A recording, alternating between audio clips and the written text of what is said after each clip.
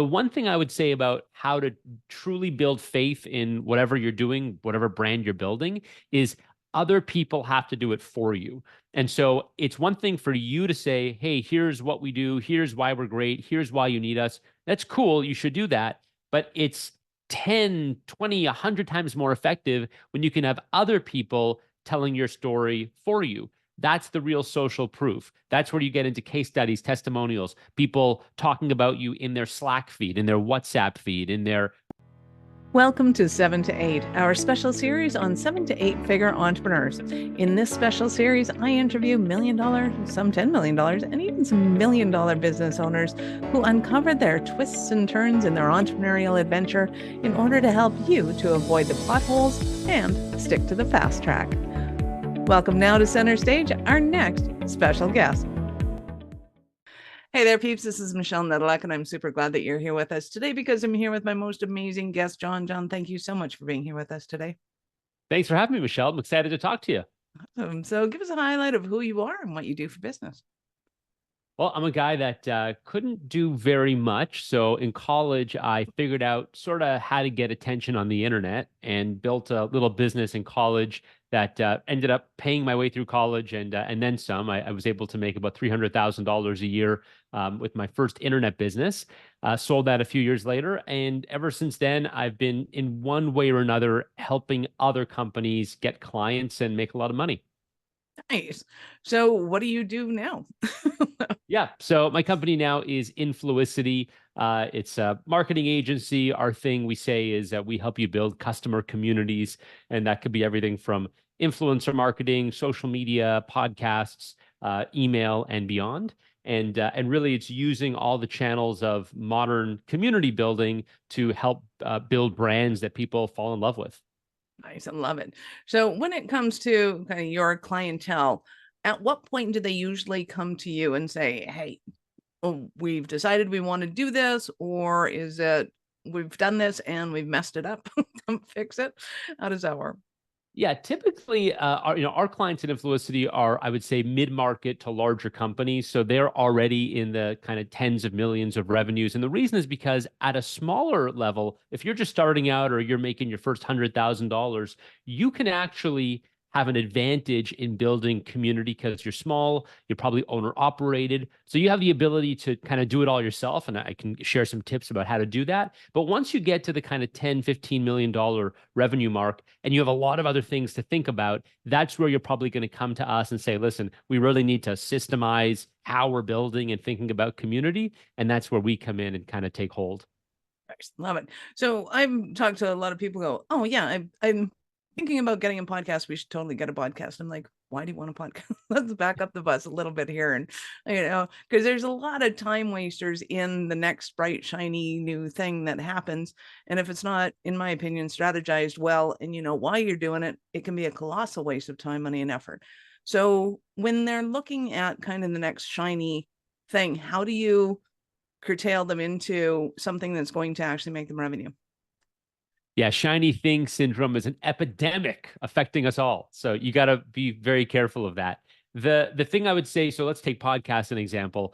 The thing I would say is think about what you're doing and whether it's top of funnel, mid funnel, or bottom of funnel. So podcasts are a great example. That is a bottom of funnel exercise generally. By the time somebody discovers a podcast, searches up for it, clicks play, dedicates 30 minutes, an hour to listening to it, they're probably already in your funnel. They've heard of you at the very least, because discoverability in the podcast world is very hard. So if you already have a lot of customers and now you want to really go into the community building exercise, podcasts could be very effective. If you don't have any customers and you say, hey, my first thing is going to be making a podcast, you are setting yourself up for hard mode. So there's a lot of easier things you could do. Think about short form video on social. Think about blogging. Think about LinkedIn. Think about TikTok.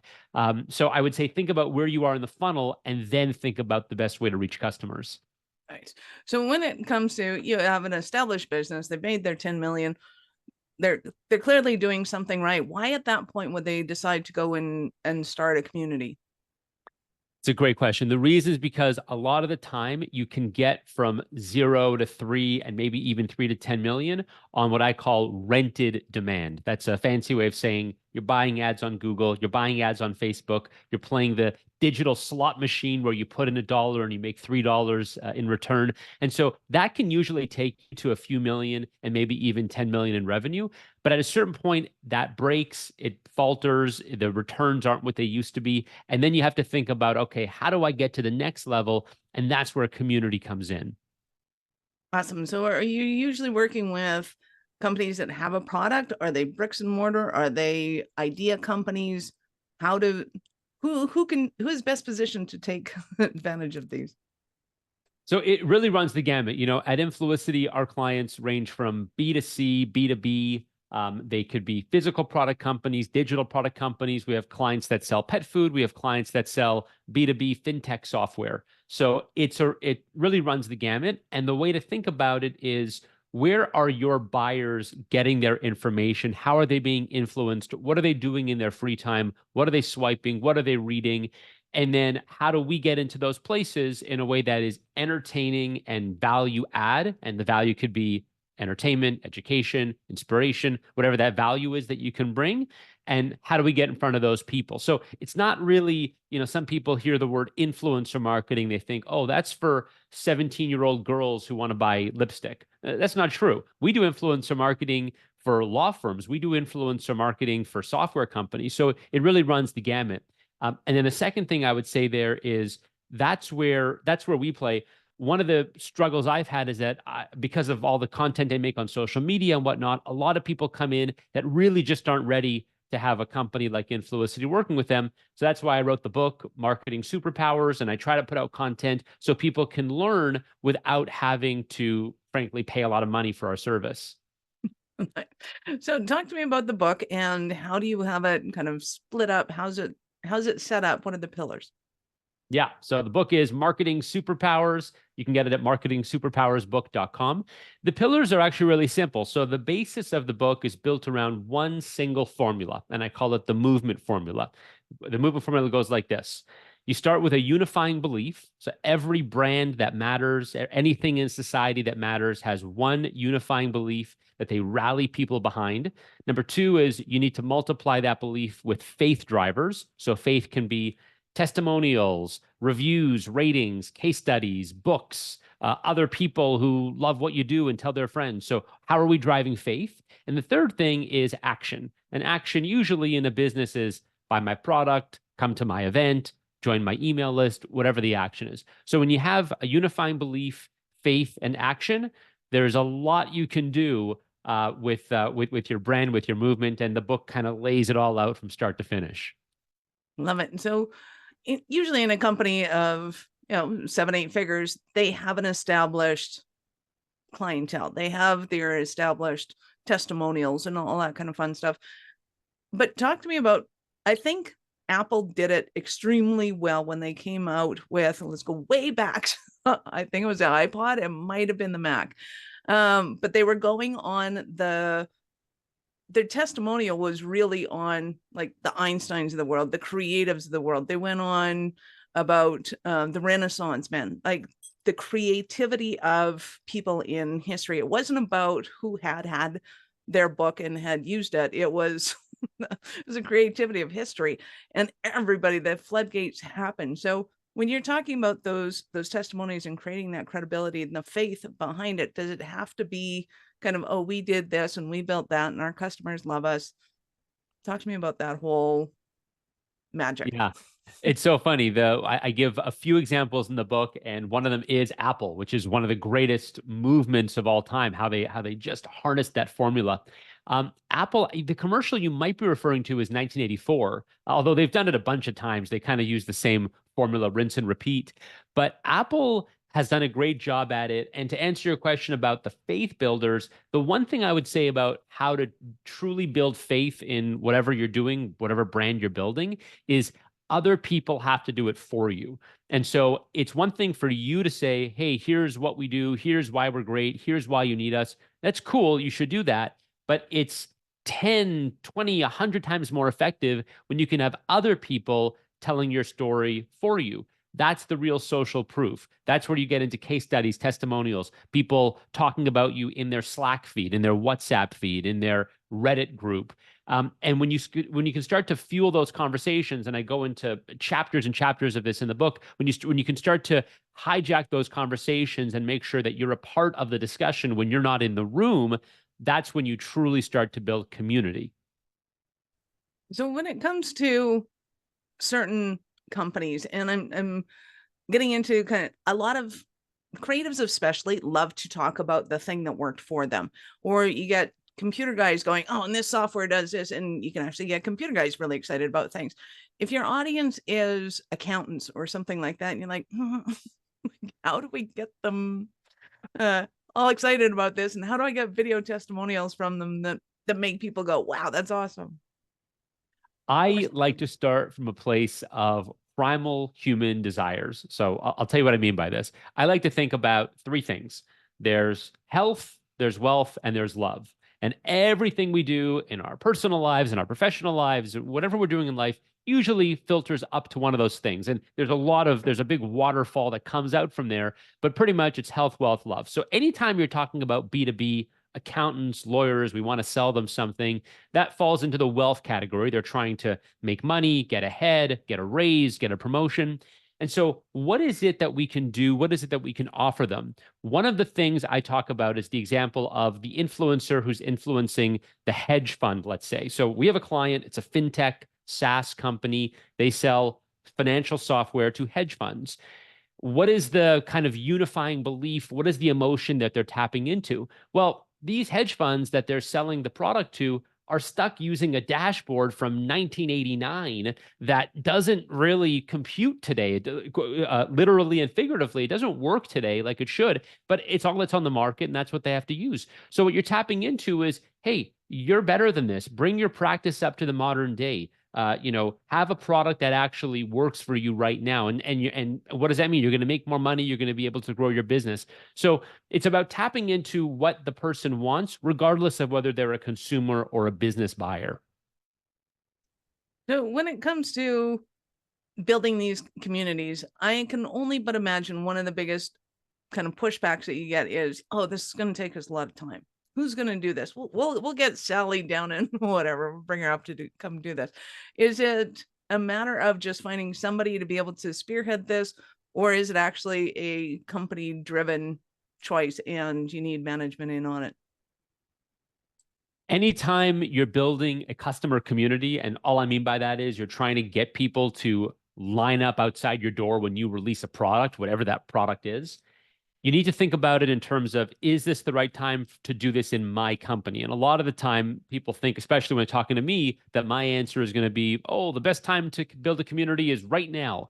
The reality is, no, it's not. If you need revenue today, if you don't have a secure point of revenue and you have bills to pay, then you should jump on Facebook ads, Google ads. What is the fastest way that you can bring client to the door? Maybe it's referrals, maybe it's knocking on doors. If you desperately need to make cash today because you're just getting started and you have bills to pay, then go ahead and figure out quick ways to do it.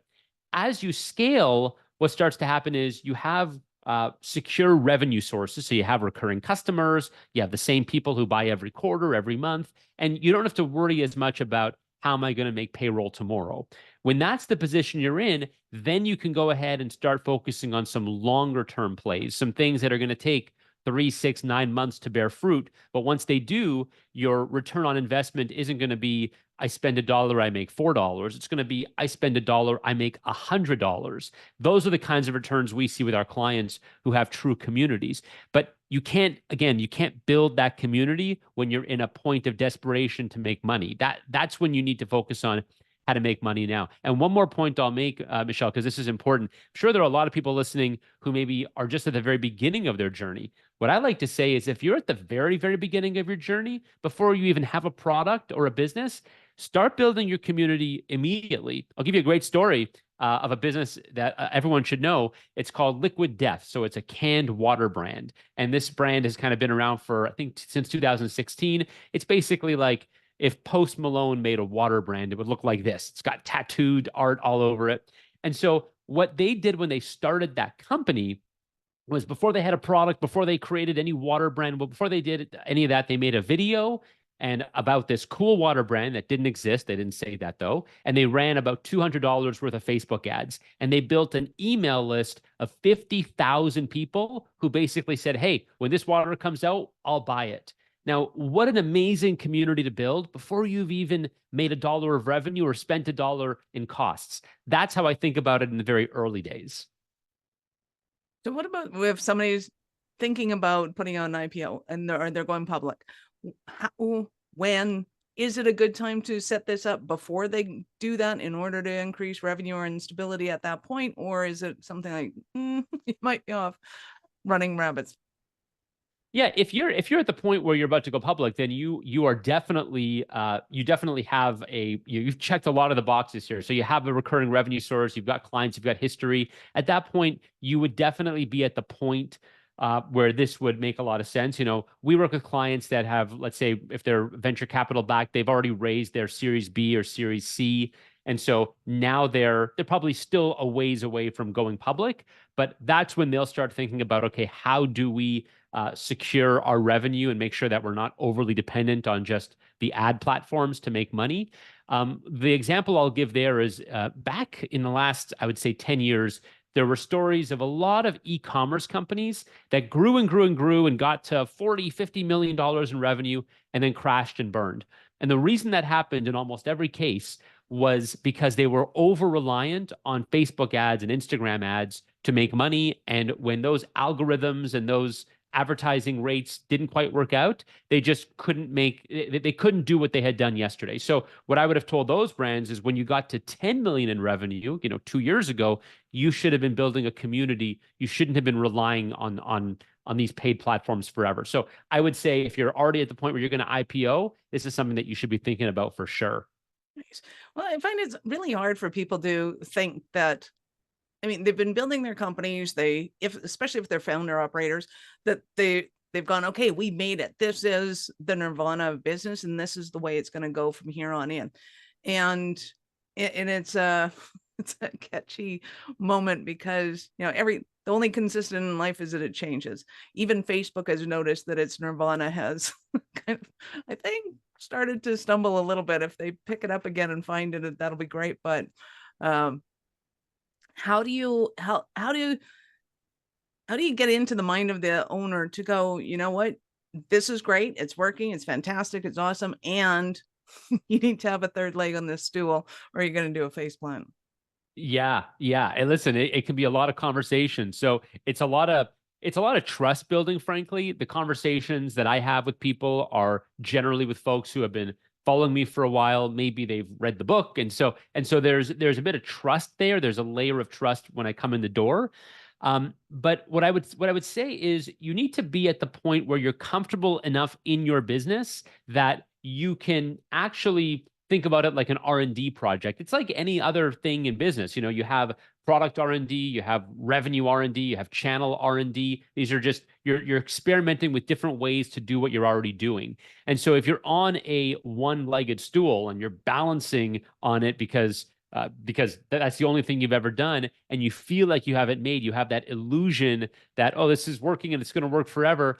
It might not work forever. In the face of, Mark Zuckerberg one day woke up and said, hey, this TikTok thing actually might be a threat.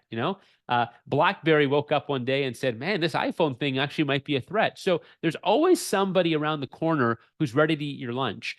And when you have, again, a community, it's not going to save you necessarily forever, but it's going to give you a lot of security that, hey, here is a group of people that actually believe in what we're doing and want to be a part of it for the long run. You look at things like sneaker brands and look at Harley Davidson and look at the iPhone and look at a lot of these things in our society that have a community and a culture of their own, especially if they've been around for a long time.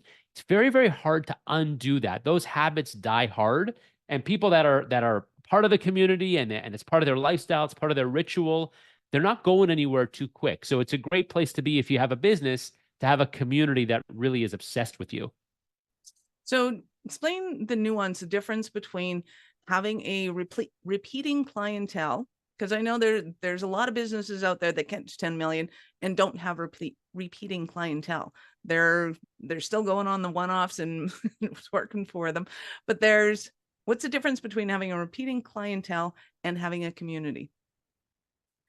Well, a repeating clientele, so let's separate. There's recurring revenue and there's reoccurring revenue. So, the greatest, the holy grail in business, what we've always kind of strived for in business is we want to have recurring revenue. If you have, let's say, the oldest business, one of the oldest businesses is real estate. I own a piece of land, I own a building, I'm going to rent it to you. Every month you're going to pay me $2,500, and that's a pretty secure business because you know that you're getting money every single month.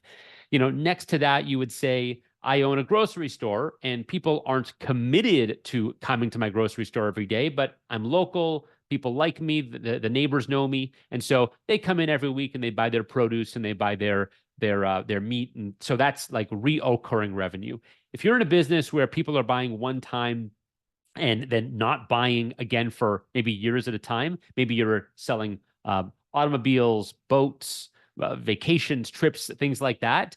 I would say it's actually even more important to have a community in those cases because you don't have revenue lock-in. There's no lock-in that says, hey, I'm guaranteed to come back and spend tomorrow. So if you have a community in place, it gives you that extra sense of security that, hey, these people know me, they like me, they're a part of my world, even when they're not actively buying from me. And it makes a lot of sense there. So I would say wherever you are on that path, building a community can only help you. Right. Well, even if somebody owns an apartment structure, having a community of like-minded people in that building pretty much ensures that they're never going to leave that because they're going to want to stay in that community, or they're going to refer people into it if they do decide to get up and leave. You bet. And that's a great real world example. Think about an apartment, think about a neighborhood, a cul-de-sac. You've got 9 houses. Everyone's been living there for an average of 22 and a half years. To actually get out of that, I mean, forget about the point that you have to physically lift up and move, but just the emotional tie-in, your neighbors, your grocery stores, your schools, your hospitals, everybody that you see every day, that's something that's hard to separate. We are a human, we're a human race that likes familiarity. We like the same things. We develop habits, and it's no different with brands. Nice. So in a moment, I'm going to ask you about a Cinderella story of one of your clients. You've given us awesome examples. But before we do that, we're going to take a quick break.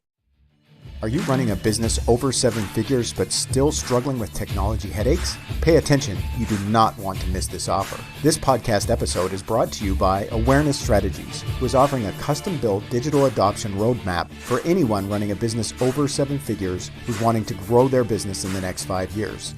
And it's not just a roadmap, they offer full implementation as well if that scares the out of you. Check out awarenessstrategies.com/roadmap for more details today. The link's in the show's notes. Don't regret not doing this. Do it now. That's awarenessstrategies.com/roadmap. So I am super excited to hear about a Cinderella story of one of your clients. You got it. I'll give you one very recent. This is just from last week. So we have a client. We do a lot in the pet care space. That's one of our big verticals because pet care on TikTok does really, really well. People love looking at cute animals on TikTok. So we've got clients that sell dog food, dog toys, litter boxes, you name it. We've got a lot of pet care clients. One of our clients sells a very particular kind of litter box. I don't want to say exactly because I don't want to give it away, but it's a litter box that people like. And before working with us, they were in a situation where TikTok was doing okay for them, but it wasn't really driving any revenue, wasn't driving any sales, wasn't driving any metrics that they were able to put a finger on and say, this is working or this is not working. We come in, we took over their TikTok. We're working on it for about 2 months. We're getting the content, putting all kinds of strategies in place to make the content look better, have better hooks, have better sustainability, get more followers, more people clicking the follow button. And what happened over the course of 2 months is this channel that really wasn't doing anything for them other than keeping them busy turned into a channel where they were able to sell 8 to 10 of their product, of their litter boxes every single month. This is a high ticket purchase. So they were able to sell 8 to 10 a month. And if you look at the calculation of what that is revenue-wise versus what it was to produce the content for TikTok, it was an astronomical, I think it was a 16x ROI. So for every dollar they spent on TikTok content, they were making $16 of revenue. So there's an example of like starting with a TikTok channel that really isn't doing much other than taking up our time, versus, oh, now not only is it working and jiving and we're building a real following, a real community here, but it's actually leading to revenue. I love it. That is awesome. So I know our listeners are going to want more from you. How did they start that journey with you? Yeah. So if you want to grab the book, marketingsuperpowersbook.com, grab the book, grab a free chapter. And of course, you can get it on Amazon, Audible, Kindle, all the places. And then for more about me, jondavids.com, JONDAVIDS. Get all my socials there and join the newsletter. We will, of course, have all of Jon's links in the show notes. So go ahead and scroll down, open up in a new browser because we're not done yet. So, Jon, I get to ask you, at what point in life did you know you were a special kind of crazy enough to think that you could become an entrepreneur? Michelle, I had that hoisted upon me in college where I needed to make money, and I figured out early on, it was part hustle, part luck, figuring out early on how to make money. And when I had a business doing $300,000 a year in college, by the time I graduated, I figured minimum wage wasn't going to do it for me. And I like to say that entrepreneurship is one of these things where it is hard. There's a lot of stuff that is unpleasant about it, but it's the kind of hard that I love, and it's the kind of hard that I wouldn't want to give up for anything. So everyone's got to deal with hard in their life. Choose your hard, and hopefully you can fall in love with it. And I work very hard, but I feel like I've never worked a day in my life. I just enjoyed so much. Love it. Any last words for our peeps? Yeah, I would just say wherever you are in your business journey, whether you're just starting out or you're running a 10, 20, $50 million business, the principles in Marketing Superpowers, I think, are pretty universal. If you plan to be in business over the next 5 or 10 years, they're going to become more and more and more fundamental to how we get customers. So I would leave you with that, and hope people can pick up a copy and enjoy the book. Yes. Awesome. Thank you, Jon, so much for your time. I appreciate it, and I know how valuable it is. Thanks so much, Michelle. Awesome to be here. Awesome. Peeps, this is Michelle Nedelec. Thank you for being here with us today. Be sure to subscribe to the show and share it with your friends. We love helping entrepreneurs grow. Thank you for listening to 7 to 8. If you're interested in upping your speaking game, be sure to connect with our guests with the links in the show notes, and connect with me to see how we can help you get your tech done for you and help your speaking dreams come true.